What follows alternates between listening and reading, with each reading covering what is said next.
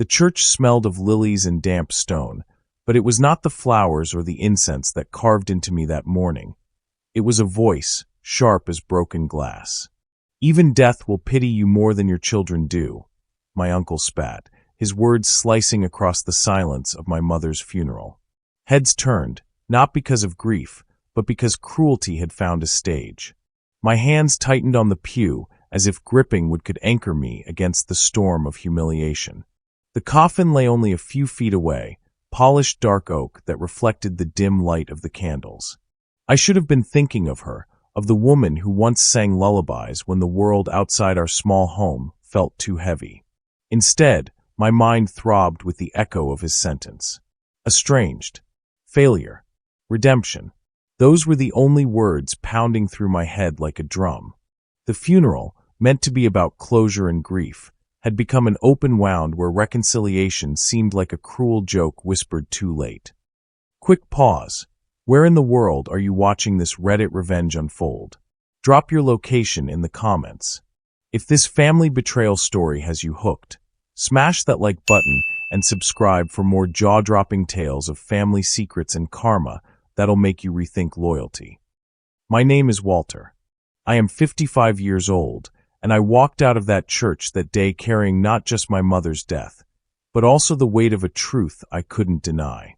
My uncle wasn't lying, not completely. My children were strangers to me. Strangers with my blood, my name, my history, but no warmth left for me. I remember standing outside, the drizzle soaking through my black coat, people filing past with murmured condolences. Their words slid off me like rain on stone. Nobody dared look me in the eyes for too long, maybe fearing they would glimpse the emptiness inside. I lit a cigarette, though I hadn't smoked in years, the taste of ash filling a silence too vast to bear. You see, estrangement doesn't happen overnight. It builds slowly, like rust spreading over iron until the whole thing collapses. Years of missed birthdays, angry phone calls, and choices I justified as survival had turned my once close children into shadows I could no longer touch. And as I stood at my mother's funeral, the one place where family should have felt like a net, I realized I was untethered, floating in a sea where no one wanted me. Uncle's words weren't meant to heal, they were meant to scar. He had always despised me, calling me reckless when I left my first job to start a business that eventually failed. Calling me selfish when I remarried too quickly after my wife left. And now, at my lowest, he found a way to grind salt into the wound. That night, I couldn't sleep. My mother's face kept rising in the dark, not the face from the coffin, pale and still, but her younger self, the one who used to place my hand on hers and whisper, "Family is what you hold, not what you own." Her voice haunted me.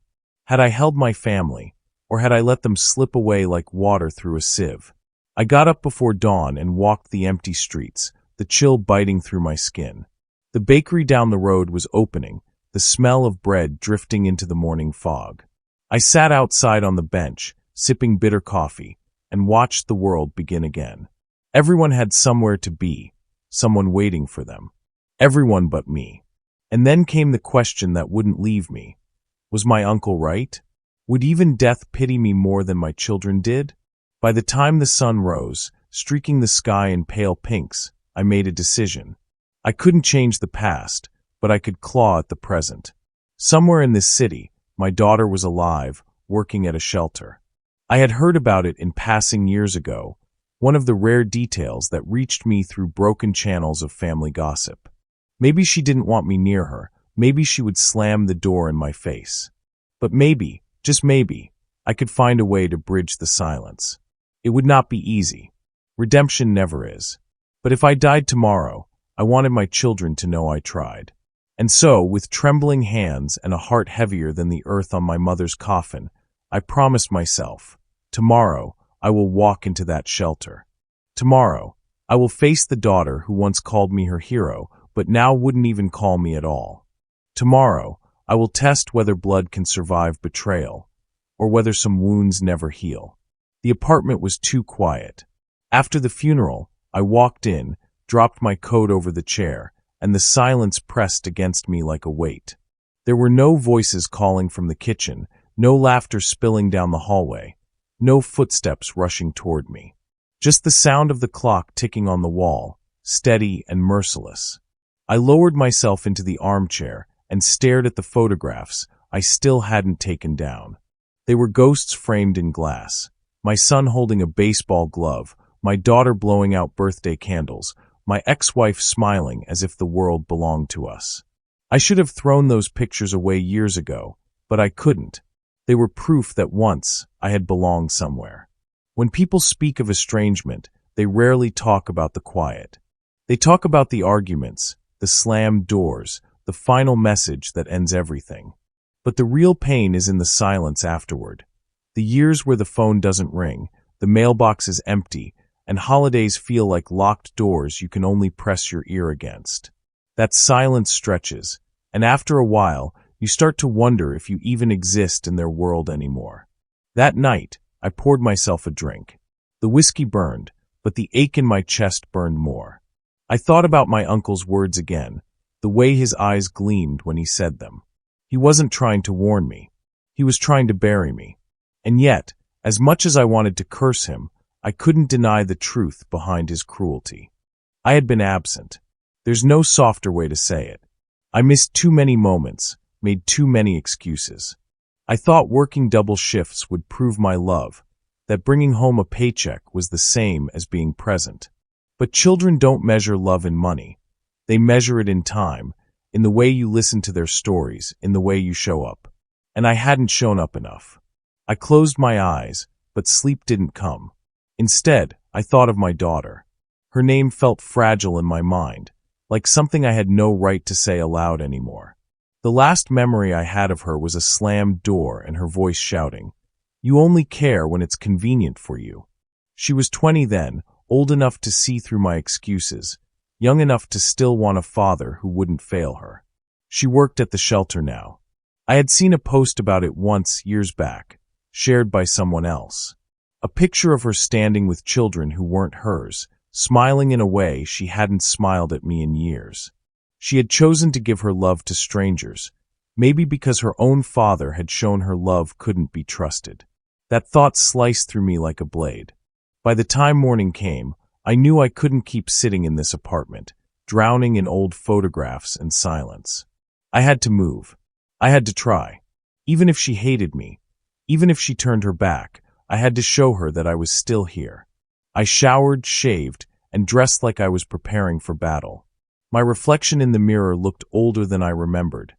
Lines cut deep around my mouth, gray running wild through my hair. Time hadn't just passed, it had punished me. But maybe punishment was what I deserved. On my way out, I grabbed a jacket and paused at the door. The silence behind me felt like a reminder. If I failed, this was the life I would return to. Empty walls, empty rooms, empty years. The shelter was on the other side of town, in a neighborhood that still carried scars from factories shutting down and families moving away. When I pulled up, I sat in the car for 10 minutes, hands gripping the wheel, heart pounding harder than it had in years. Through the window, I could see the building, plain brick, chipped paint, a faded sign that read Hope Center. Children's voices spilled out faintly, laughter mixing with the sound of traffic. And then I saw her, my daughter. She stepped outside with a clipboard in hand, her hair tied back, her expression focused. She looked older than the girl I remembered, but in her face I saw both her mother and myself. My throat tightened, and for a moment I almost started the car, ready to flee. But then I remembered my mother's voice, her words about family being what you hold. If I left now, I would never hold anything again. I opened the door, stepped out, and felt the weight of years pressing down on me. Every step toward that shelter felt like walking into judgment. When she looked up and saw me, she froze. The clipboard slipped slightly in her hand. Her eyes narrowed, her body stiffened, and in that instant I knew this wasn't going to be simple. "Dad," she said finally, the word heavy with disbelief, not affection. I swallowed hard, forcing my voice steady. "Hi." My throat caught. "I just wanted to see you." Her lips pressed into a thin line, the same way her mother used to when she was about to shut a door on me. "This isn't a good place for you," she said quietly, almost coldly. Why are you here? The question hit harder than any insult. Why was I here? To apologize? To beg? To prove my uncle wrong? Maybe all of it. But standing there, I realized I didn't have the right words. I wanted to help, I said finally, though it sounded weak even to my own ears. She studied me for a long moment, suspicion etched across her face. Then she nodded slightly, but not with acceptance. More like tolerance. Fine. We always need volunteers. But don't think this makes up for anything. Her voice was sharp, but beneath it, I thought I heard a flicker of something else. Hesitation, maybe even a trace of hope she didn't want to admit. And just like that, she turned and walked back inside, leaving me standing in the doorway of the place where my redemption would either begin or crumble before it started. I followed her inside, my steps unsteady but determined. The shelter smelled of disinfectant and soup, the kind of smell that clings to your clothes, stubborn and unshakable. Inside, the place was a blur of activity. Children running, volunteers carrying boxes, the hum of voices overlapping. I felt like an intruder, someone who had stumbled into a world that didn't belong to him. My daughter didn't look back at me. She walked ahead, her stride brisk, her clipboard held like a shield. She stopped near a counter stacked with canned food, scribbled something, and finally turned to me. We don't need speeches. We need hands, she said. Her voice was clipped, professional, like she was talking to any stranger. I nodded, swallowing the ache in my throat. Just tell me what to do. She handed me a pair of gloves and pointed toward a pile of donations, boxes of bread, old clothes, bags of rice. Sort them. Food here, clothes there. Make sure nothing's expired. And that was it. No welcome, no warmth. Just a task. Maybe that was better. Maybe starting small was the only way. I pulled on the gloves and bent over the boxes. My hands shook a little at first, but the work was steadying. Bread here, cans there, trash in the bin. The rhythm gave me something to hold on to, something other than the gnawing shame. Around me, voices rose and fell, laughter bubbled from a group of younger volunteers, and children darted through the room like sparrows. At one point, a little boy bumped into me, nearly knocking over a box. Sorry, he squeaked before dashing away. I couldn't help but smile, something I hadn't done in weeks. But every time I glanced at my daughter, my chest tightened. She didn't smile, didn't linger. She gave instructions, signed forms, bent to tie a child's shoelaces, all with a practiced calm. She was everything I had hoped she'd be, strong, capable, compassionate. And she had become all that without me. Hours passed, though it felt like minutes. When the rush slowed, I wiped the sweat from my forehead and sank onto a chair. My back ached, my knees complained, but for the first time in years, the exhaustion felt good. Earned. She walked over then, holding a cup of water. She placed it on the table, not looking directly at me. You did fine, she said quietly. It wasn't forgiveness. But it wasn't rejection either. Thanks, I said, my voice rough. I wanted to say more. I wanted to tell her I was proud of her, that I was sorry for every time I wasn't there, that I loved her. But the words stuck. I didn't want to scare her away with the weight of everything at once. Instead, I asked, how often do you need volunteers? She looked at me skeptical. You mean today? I mean ongoing. I can come back. Every day if you'll let me. Her eyes narrowed, as though testing whether I was serious. This isn't a hobby, Dad. It's commitment. People here count on consistency. If you walk away halfway, it'll hurt them. I nodded. I'm not walking away this time. Something flickered in her expression then. Doubt, maybe, but also a crack in the armor. She didn't answer. She just walked off, and I stayed in that chair, staring at the cup of water she had left me, feeling like it was a gift greater than gold. The following week, I returned. And the week after that. At first, the other volunteers looked at me sideways, like they were waiting for me to disappear. But I kept showing up. I sorted donations, served food, mopped floors. I didn't complain, didn't expect recognition. I just worked. Slowly, the suspicion faded. One of the older volunteers, a woman named Carla, started nodding at me when I arrived. A man named Theo cracked a joke one afternoon while we were unloading a delivery truck. Even the children began to recognize me. Some tugged on my sleeves, others handed me drawings they had made. But the one I wanted to notice the most was my daughter. She stayed distant, though her eyes lingered on me more often now. Once, I caught her watching me as I tied a little girl's shoes. She didn't say anything, just turned away quickly, but the look in her eyes stayed with me all night. One evening, after the shelter closed, I found myself sweeping the floor alone. She came out of her office, coat slung over her arm. "You don't have to do that," she said. "I don't mind," I replied. For a moment, we just stood there, the air thick with words unsaid. Then softly she asked, "Why now? Why after all these years?" The broom stilled in my hands. I swallowed hard, searching for the truth. "Because I finally realized what I lost," I said. "And I don't want to lose any more." Her eyes searched mine, like she was trying to measure the weight of my honesty.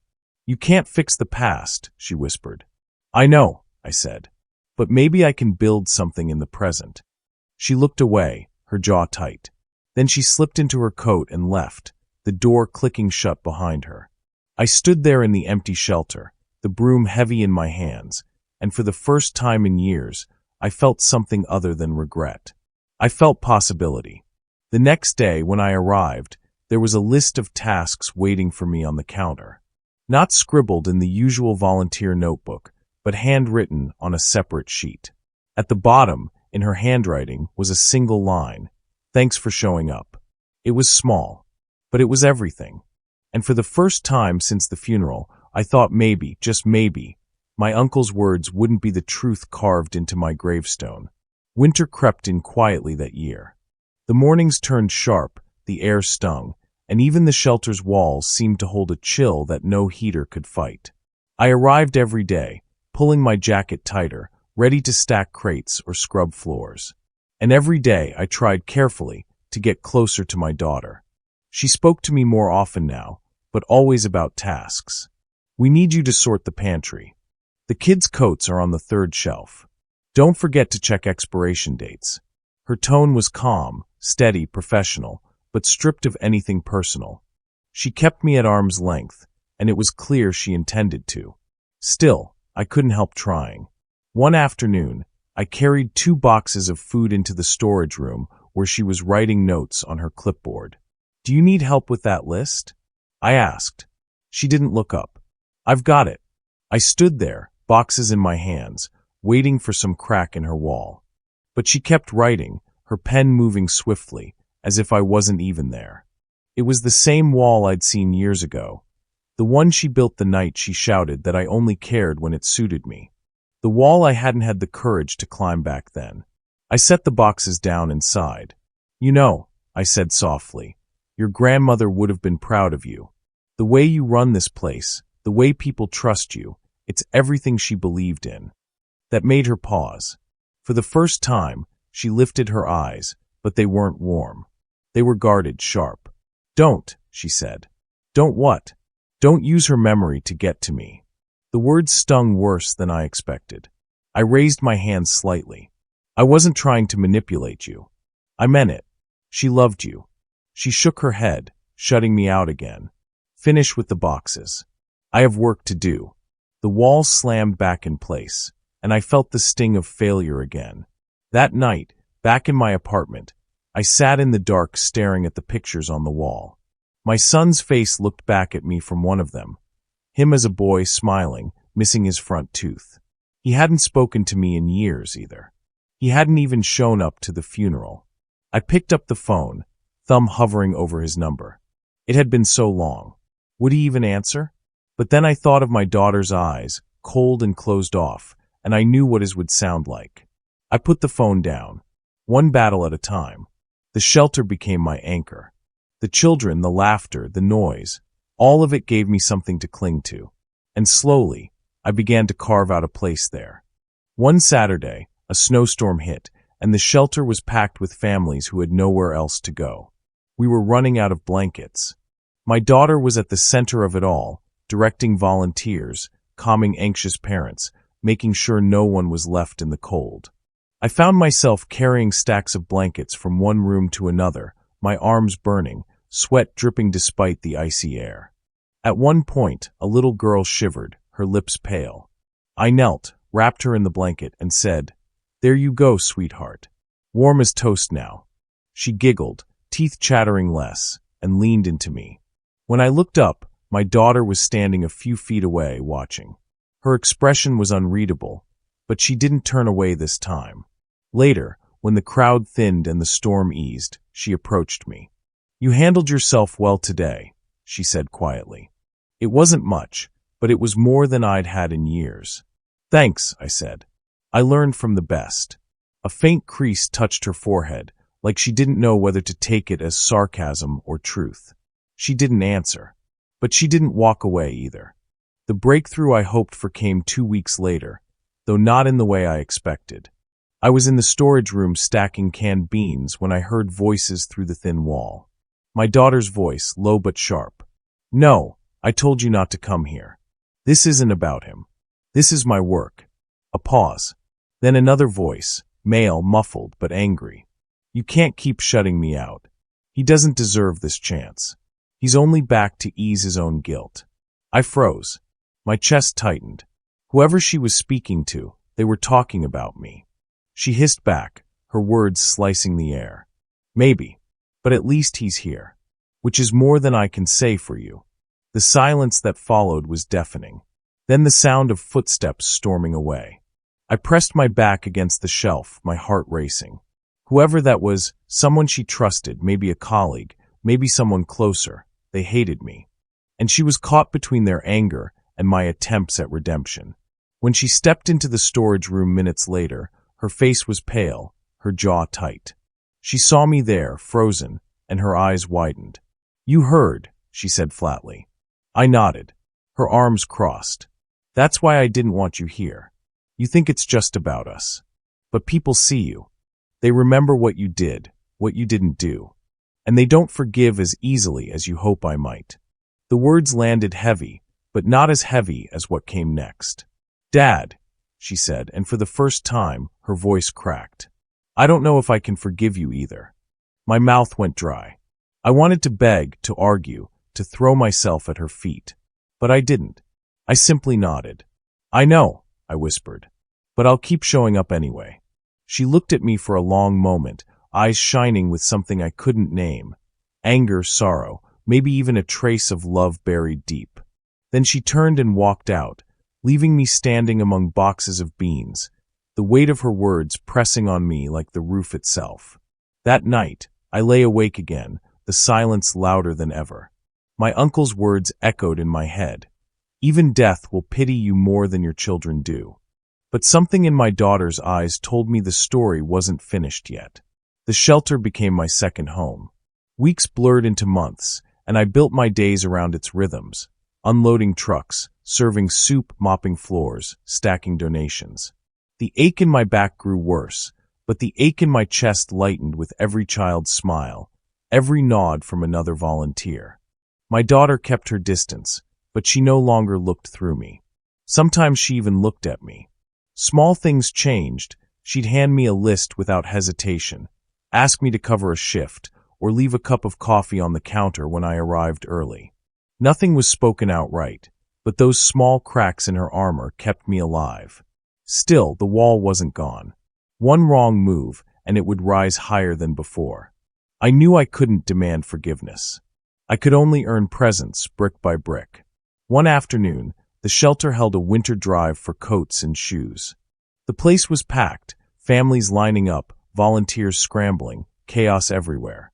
In the middle of it, I saw my daughter struggling with a man at the counter, his voice raised, his face twisted in frustration. "You gave him the last one? What about my boy? He needs a coat," the man shouted, fists clenched. My daughter tried to calm him.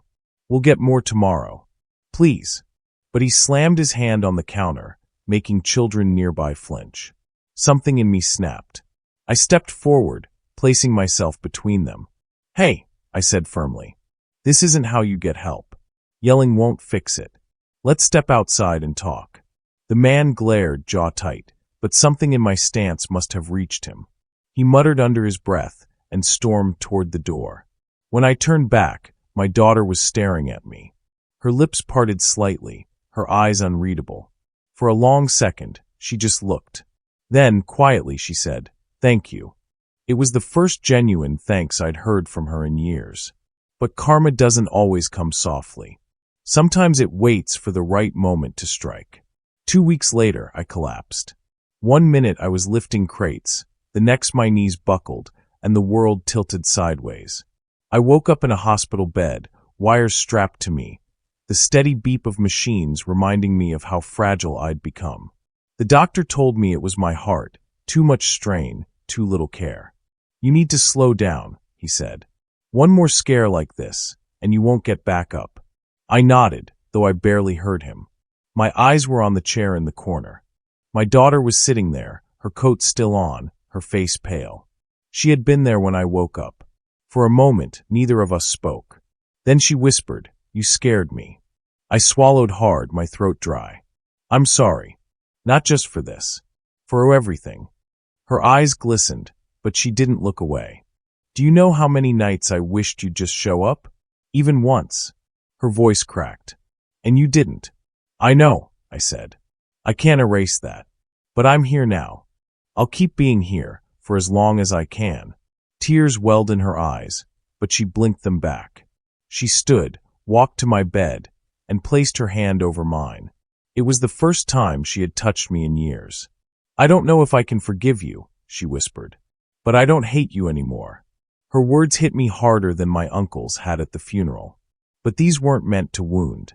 They were the truth, raw, painful, but carrying the weight of possibility. I nodded, squeezing her hand weakly. "That's enough for me." I spent weeks recovering, and she visited more than I expected. Sometimes she sat quietly, reading reports for the shelter. Sometimes she brought coffee. Once, she even brought old photos, me holding her when she was little, her brother asleep on my lap. "Do you remember this day?" she asked softly. I looked at the picture, my throat tightening. "I do. You just learned how to ride your bike. You fell twice, but you kept getting up." Her lips twitched, the faintest shadow of a smile. I'd forgotten that. We didn't talk about forgiveness. We didn't talk about the years lost. But the silence between us changed. It wasn't empty anymore. It was something else, like soil finally thawing after a long winter, ready for seeds. My uncle never visited. Not once. But word reached him eventually. A cousin mentioned it during a phone call, that I had collapsed at the shelter, that my daughter had been the one at my side. Later, I heard he scoffed, said something about fools chasing redemption too late. But I didn't care anymore. His words no longer cut. They bounced off me like stones against iron. Because karma had already spoken, not through punishment, but through grace. The punishment was the silence, the years I could never get back. But the grace was this. I had been given one more chance, and I had chosen to take it. My daughter didn't forgive me fully, not then, maybe not ever. But she didn't turn away anymore. She let me be present. She let me work beside her. She let me try. And in that, I found peace. When spring finally came, the shelter held a picnic in the park. Families sprawled on blankets, children ran with kites, laughter filled the air. I sat on a bench, watching my daughter organize food, her clipboard replaced by a paper plate piled high. She caught my eye across the grass and, for the first time in years, smiled. Not a forced, polite smile. A real one. It wasn't forgiveness. But it was hope. And that, I realized, was more than enough. Because in the end, death wouldn't pity me more than my children did. My uncle was wrong. My daughter did. She saw me. She let me back into the light. And that was redemption. Thank you for spending your time with my story. Feel free to share your thoughts or reactions in the comments. I'd love to hear from you.